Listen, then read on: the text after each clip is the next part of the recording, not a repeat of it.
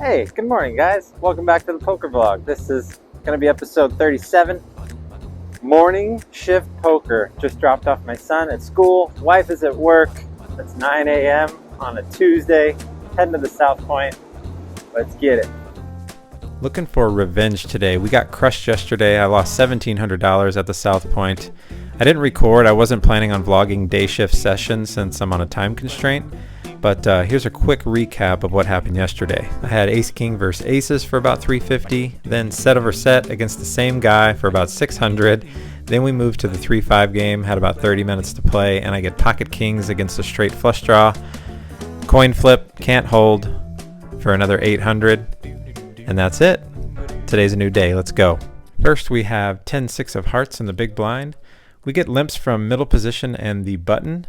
Small blind raises to $11. I go ahead and defend, and both limpers make the call as well. We go 4 ways to a flop, king 10-7 with 2 clubs.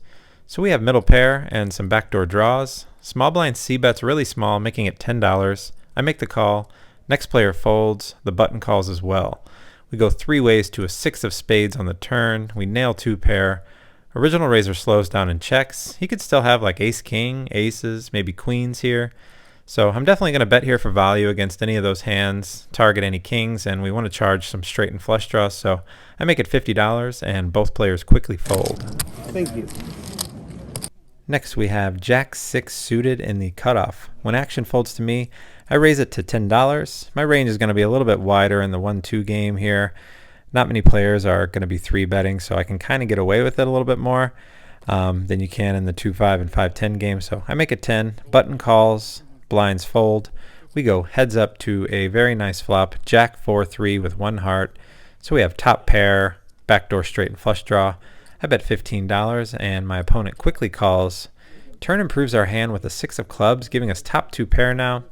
I bet 25 and he very quickly calls again. So feels like he has a hand with some showdown value, maybe like 7s through 10s, maybe a big jack, king jack, ace jack, queen jack. So when the river brings a 5 of hearts, it's not a great card as any deuce or 7 makes a straight, but I think our hand's too strong to check here. We need to go for some value against all of his jacks. If we get raised, we can decide, if we want to let it go there. So I bet $55, and he does indeed pay off instantly with pocket 8s. Here's a prime example of a spot that I might not have went for value with earlier in my poker career. Maybe you guys can relate to this when the scare card hits. You see a straight on either side, and you don't really think. You just check and hope you're good instead of going for value. I think with top 2 pair here, and given how the hand played out, he shouldn't have many 7s unless it's exactly pocket 7s. Or pocket deuces. Just calling flop, calling turn wouldn't be very good with deuces. But if he finds a raise on the river, then we can make our decision. But we're missing a ton of value long term with hands like he just had, pocket 8s, 9s, 10s, his jack, queens, kings, and aces. So I like the bet here. Glad we can piece that sort of thing together now. Next, I straddle the button and we have pocket 8s. Nice hand on the straddle. We get a limp from early position, small blind and big blind call. I go ahead and make it $25. We got a nice pair in position here. Try to isolate a little bit. Surprisingly, the small blind puts in a 3-bet to $65. He's a viewer of the channel, so he might know that I'm pretty aggressive. Maybe he limps in here with a big hand, expecting a raise from me a decent amount of the time. So he makes it $65. The limper calls $65, which I didn't expect. So now we have a pretty easy just call, the 40, and hope we flop a set. Here we go, 3 ways to a flop. 10, 8, 5 with 2 clubs. We nail middle set here, expecting some action. Unfortunately, original raiser checks the flop. Next player checks. There will be no checking here for me. I go ahead and bet $70. Original raiser tanks for a little bit, decides to let this one go. Next player makes the call though. He only has about 120 behind after calling the 70. So we go heads up to an ace of spades on the turn, a really safe card. He never has pocket aces in this position. He checks. I go ahead and put the rest of the money in. And he says, looks like it's going to be one of those days. So he makes the call. He flips over ace jack, and we river a 10 of hearts. So he was drawing dead there, and we pick up another nice pot. Flush draw. Really? Damn. I was thinking about re-raising. Next we have 10-4 of spades in the big blind. First 2 players limp. We got a late position limper, small blind calls. I check the option. We go 5 ways to a nice flop, 9-7-5, all spades. We have a 10 high flush on the flop. Small blind checks. I bet $5. Next two players call. We go 3 ways to an ace of diamonds on the turn. It's a great card for us if one of our opponents is just holding the ace of spades. So I go ahead and size up. I bet $25 here on the turn. Next player calls and the other player folds. River brings an 8 of hearts. Good card. We dodge any more spades. The board doesn't pair. So I'm wondering what my opponent can call with here on the river from an under the gun limping position. If he has like ace 10 or ace jack, he might be able to call a small bet. So I go ahead and make it $30. And to my surprise, he raises it to $80. We feel like we're no good here at all. Such a small raise. It's begging for a call, but not sure if we can fold a flush here for $50 more. So I go ahead and make the call, and he does indeed show us the nuts. Well, not the nuts, second nuts. Ace, queen of spades. Very nice hand, sir. And after that hand, we get called for a new 2-3 game. It's a max buy-in of $600. We pick up $285 in the 1-2 game. Let's get started over here. First playable hand we get are a couple of deuces from Under the Gun +1. Under the Gun player limps. I make a rare limp. Action folds around to the button who makes it $16. The blinds fold. Under the Gun limper calls and I make the call. We go 3 ways to a flop. Ace, 9, deuce, rainbow. We spike bottom set on a dry board. Hoping for some action here. First player checks, I check, and the button bets $30. Next player folds, and I make the call. Hoping we're against like ace king or ace queen right here. We go heads up to a 10 of clubs on the turn. I check to the aggressor, but unfortunately he slows down and checks back, which means he's probably not very strong since he shouldn't really be checking any sets or 2-pair hands in this position here. So maybe it's a really weak ace or nothing at all. River brings a 7 of clubs, shouldn't have helped. Backdoor flush comes in, but not really worried about any straights here.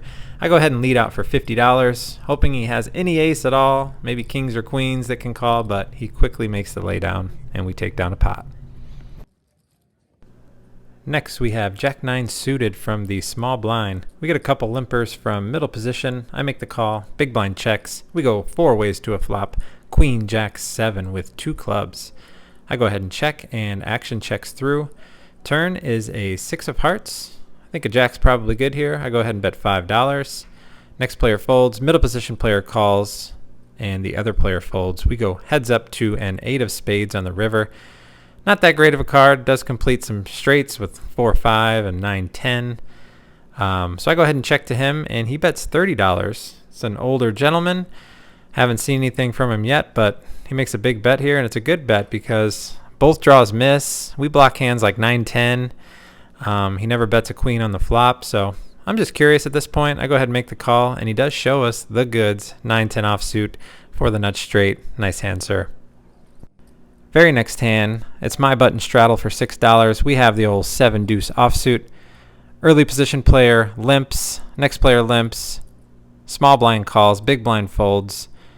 It's my option. Looks like a good spot to steal some money here. Play the deuce to 7 game by myself. And for you guys, I take it up to $32. Only the Under the Gun +1 player calls from last hand, the guy with the 9-10.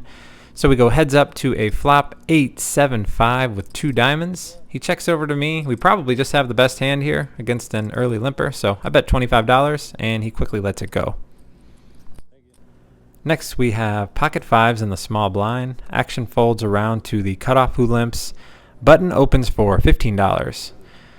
At some frequency, I think you should 3-bet here every once in a while. A lot of times I'm just calling looking to hit some sets and win a big pot, but it's also nice to take some dead money sometimes as well, mix in some 3-bets. So that's what I do here. I take it up to $55 since late position and button are going to have some pretty bad hands, and both players fold. Next, we have Ace King suited. Player on my right was the Under the Gun straddler for $6, so I go ahead and open it for $20 to play. Action folds to the hijack who makes the call. He's an older gentleman as well, hasn't played a single hand yet, so putting him on a pretty strong hand to just call 20 here. Everybody else folds, so we're going heads up to a flop. Jack 10-6 with 1 spade. Pretty good flop, 2 overs, backdoor flush draw, but it's a good flop for my opponent in position here, so I go ahead and check it to him. I feel like that's kind of on his range, and he does indeed fire out a $40 bet. about 80% pot, so pretty good sized bet from him. But we're not going anywhere just yet with drawing to the nuts here. Maybe an ace or a king, some backdoor spades. So I go ahead and make the call, and we do indeed get the money card right on the turn. It's the queen of hearts, putting 2 hearts on the board now. I check it over to the aggressor. I'm thinking he might be a little worried about ace king, so he might check back, but he doesn't. He fires out a bet of $80 here on the turn. And now what do we want to do? I check my opponent's stack, who appears to have a little over 300 bucks remaining after that $80 bet. So I definitely want to get some more money in there with the nuts right now. I think just ripping it all in is perfectly fine. But in the moment, I decide to make it $250 more since I didn't really think he was on like a backdoor flush draw. I thought it was more likely a set or maybe a 2-pair type of hand. So I make it $250. I didn't want to scare him off with the jam. And he seems to be in agony now. He goes into the tank for a very long time, almost a full 2 minutes. So now I'm kind of wondering if he just turned like a flush draw, like ace 10 of hearts. Maybe he turned a royal flush draw and is not sure what to do here. But he does eventually just find a call, leaving himself 130 bucks behind. We get a beautiful river, 7 of clubs. I think if he has any sort of strong hand, he can't really fold now. The pot's too big. So I take a few seconds and announce all in, and he only thinks for about 5 seconds, mucks the hand, gets up and leaves the table. So I'm actually leaning toward that he had like ace 10 of hearts, almost exactly. I don't think you can fold a set after putting that much money in there. So regardless, I think in hindsight, I think the turn might have been better just to shove, because we might have just been able to get all of it there instead of saving a little bit of money behind. But regardless, we won a big pot. Today's going much better than yesterday. Next, we pick up another nice hand, ace jack of hearts from early position. I'm under the gun +1. I open for $12. We get a bunch of callers here, 4 to be exact. So we're going 5 ways to a flop, 10, 8, 5 with 2 hearts. Very nice flop here with 2 overs and nut flush draw. First player checks to me. This flop is typically going to favor in position players as opposed to early position. So for that reason, I go ahead and check this one, even though I could probably bet small here. And action checks around to the button, who bets $21.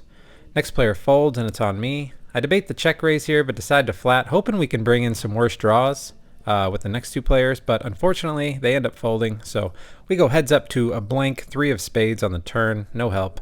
I check it, and my opponent continues with a bet of $55. It's a great price here to continue.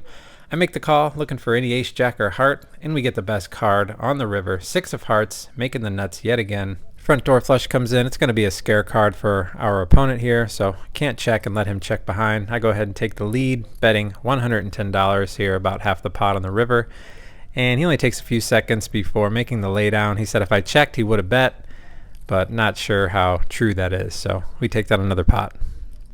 Next, we have king queen in the big blind. We get a raise from under the gun, makes it $10. Middle position and button make the call. I call the $7 more, and we go 4 ways to a flop, king, king, 6 with 2 hearts. We're just smashing the board today. I go ahead and check. Somehow the original raiser and the button bet 15 at like the exact same time. The dealer thought the action had checked through to the button, so we roll it back here a second. The under the gun bets 15. Next player in the middle folds, and now the button calls. So now action's on us. I think about check raising, but decide to just flat here, and we see a turn card which brings a 4 of clubs. So now we have 2 flush draws out there. I check. Original raiser checks now, and the button bets $45. Since he was originally trying to bet this flop, I think he either has a king or a heart draw. And if he has a king, we should have him out kicked here, since this player is never flatting $10 pre-flop with ace king on the button. So now I think it's time to put in the check raise for value against what I hope is like king 9, king 10, king jack. Something like that to be suited, maybe calling on the button. Under the gun player folds. I ended up making it $130 to go. Under the gun player folds, and the button takes some time before deciding on a call here. River card looks really good when the 5 of spades falls. Both flush draws brick, although we don't really think he had a flush draw anymore. Since he called the check raise there on the turn, he's probably letting a flush draw go with a paired board. So I go ahead and lead about 2/3 pot, $225 here on the river, thinking he's got a call. Opponent has about 600 in front. Looks like he has a tough decision. He takes quite a bit of time here. I could easily be bluffing with missed hearts or clubs, given that check raise on the turn, so I'm sure that's going through his head at the moment. He eventually does show a king and says big laydown and lets it go. Big laydown, man. There you go. There you go. There you go. So a very nice fold from my opponent. I told him I had it, had the queen kicker, but told him he has to watch the vlog to see it. So thank you guys for subscribing. Good playing with you. Next we pick up 7-9 of hearts in middle position. We get a limp from under the gun +1. I raised to $15. Action folds around to the limper who makes the call. We go heads up to a flop, queen 8-4, all in clubs. Pretty bad flop for us, but might not be a great flop for him. So when he checks to me, I bet $18, looking to take it down now, but he makes the call. We pick up a little equity on the turn when the 6 of hearts hits. It gives us an open-ended straight draw now. He checks it to me. Feels like he has a marginal hand with a club, so I go ahead and turn it up with a pot-sized bet of $65 to deny equity from his draws and put him in a tough spot if he just has a small queen. He thinks for a second, but does make the laydown. And that's going to do it for this session, guys. Got to pick up the kiddo from school. Good session today, in for a total of 300, out for 1,152 between both games. We will catch you at the end of the video, go over some stats and a trick shot. All right, thanks for checking out episode number 37, guys, and I appreciate all the subscribers. We're almost at 5,000. Maybe we can hit that after this video. That would be awesome. Appreciate all the support as always. As usual, at the end of every video, put the no limit hold'em stats as we go along here. That $1,700 loss hurt, but we got half of it back with some run good. So that feels good. And I don't know, that's it. Not sure where we're playing next, but stay tuned for the next video. Hopefully by next Saturday or so, I'll have another one out. And stay to the end for a cool trick shot. Thanks again, guys. We'll see you next time.